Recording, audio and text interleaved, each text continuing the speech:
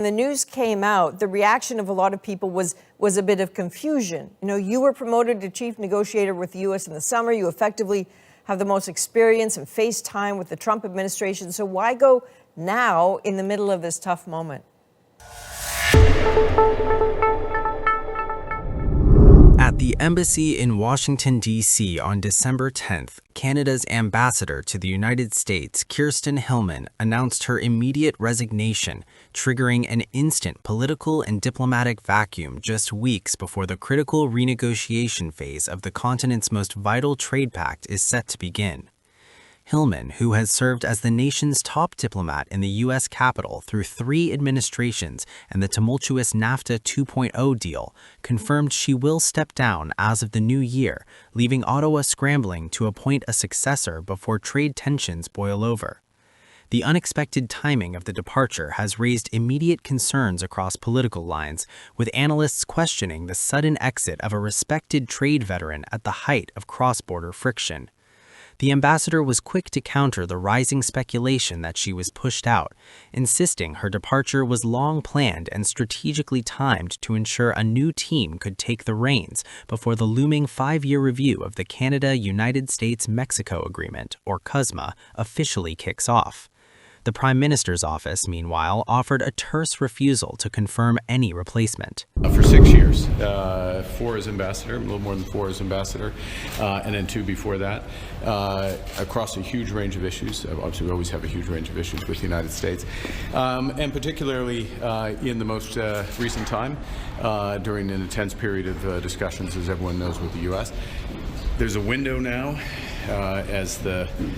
we've finished our consultations on CUSMA. The Americans are just starting. The review process will gather force in the new year. So there's a window. And exceptional public servant. We're all in her debt, and I just want to thank her again for her contributions. Are you considering Mark Wiseman? For her part, the ambassador was calm but firm when questioned directly on the pressure of the job and the timing of her exit.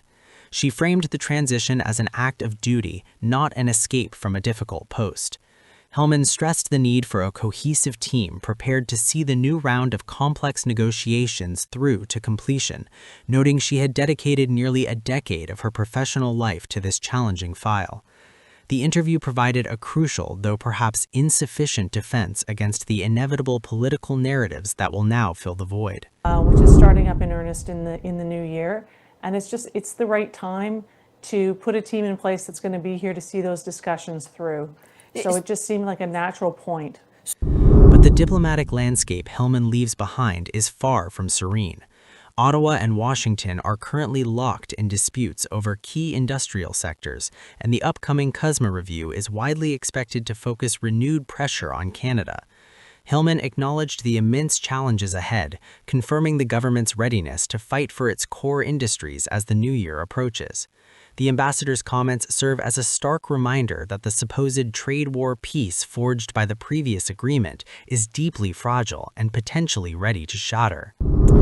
I think what we're going to see is, as I say, more and more our discussions with the United States will be centered around the review of the CUSMA.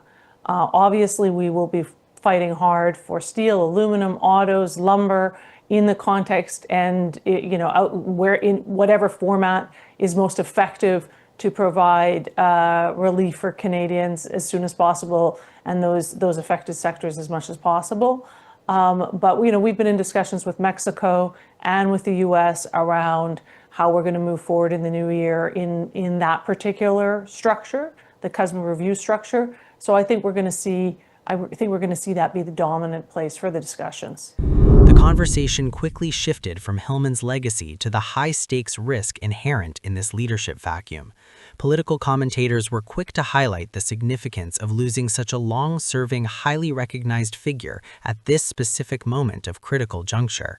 The consensus: Canada has lost a veteran voice just when the U.S. political temperature is at its highest and trade protectionism is back on the agenda. She's made an unusual transition, leading our mission to the United States with a lot of poise and profile. It was an interest in keeping a steady hand on our relationship in Washington, D.C., and she was chosen to continue doing that role for a lot of good reasons, said Dan Moulton, Cresview's strategy partner. Speculation is now running rampant that the Prime Minister will replace the career diplomat with a political appointee from the private sector, specifically financier Mark Wiseman. This move, if confirmed, would represent a significant pivot, signaling a desire for a pro-business agenda to tackle the trade file, but carrying the risk of alienating political operators in Washington who have dealt with Hillman for years.